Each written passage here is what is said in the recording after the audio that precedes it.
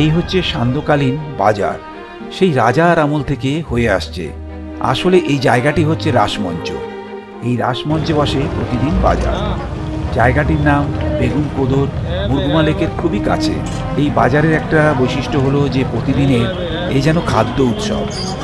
কোথাও বিক্রি হচ্ছে এগরোল, আরও কত কি। মুরগি মাংস দাদা, এটা হাঁসের কত করে কিলো? 450 টাকা কিলো। আর মুরগি 180 টাকা। 180 টাকা।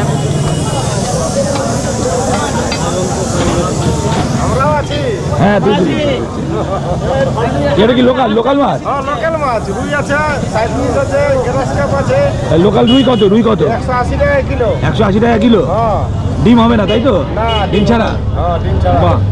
আর এটা কি আছে? এটা গ্লাস কাপ কত করে? 160 টাকা কিলো। 160 টাকা কিলো।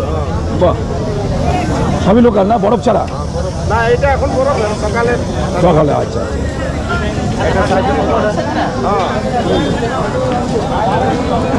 আর এটা কি? পাঙাশ মাছ। এটা কত করে? কত করে? 150 টাকা। 150 টাকা কিলো। আচ্ছা, রাক্ষস মাছ বলো।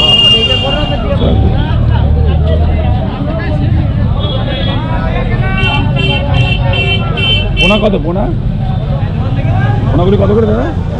180।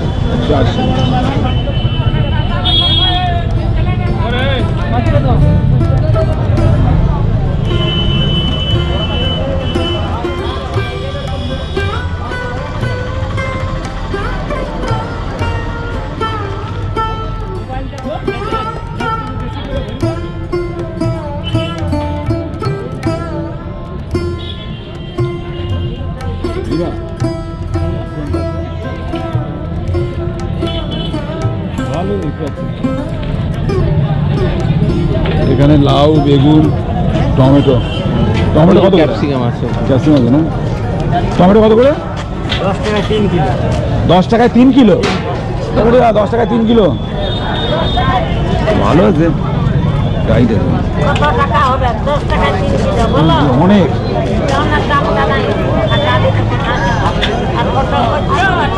ফটো দিচ্ছি, তোমার একটা ফটো দেবে, তোমার ছবিটা দিলে। হ্যাঁ, ওর আশীর্বাদ। ভালো কথা। তোমার বেগুন কত? বেগুন 5 টাকা কিলো। বেগুন 5 টাকা কিলো। পোকা হবে না তো? বাবা, 5 টাকা কিলো বেগুন, আর 3 কিলো 10 টাকা টমেটো। আর মরিচ হইলে 20 টাকা কিলো। আর মরিচ হচ্ছে 20 টাকা কিলো।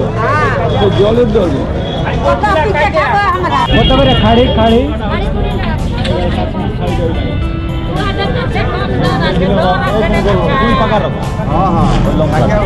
এটা কি শাক দাদা? ও,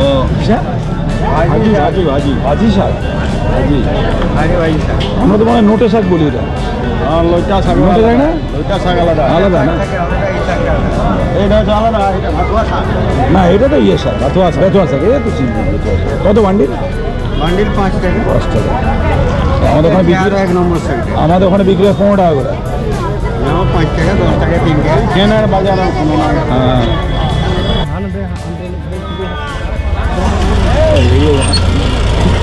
এটা কি এগরোল? কত করে এগরোল? 50 টাকা। 25 টাকা এগরোল। এটা কি গাজর? এটা বিট গাজরের মশলা। বিট গাজরের মশলা।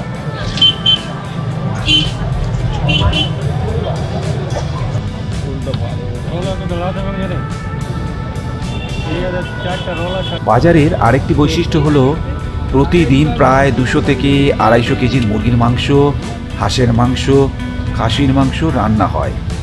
মাংস কিনে দিলে পছন্দ মতো রান্না করে দেয় টাকার বিনিময়।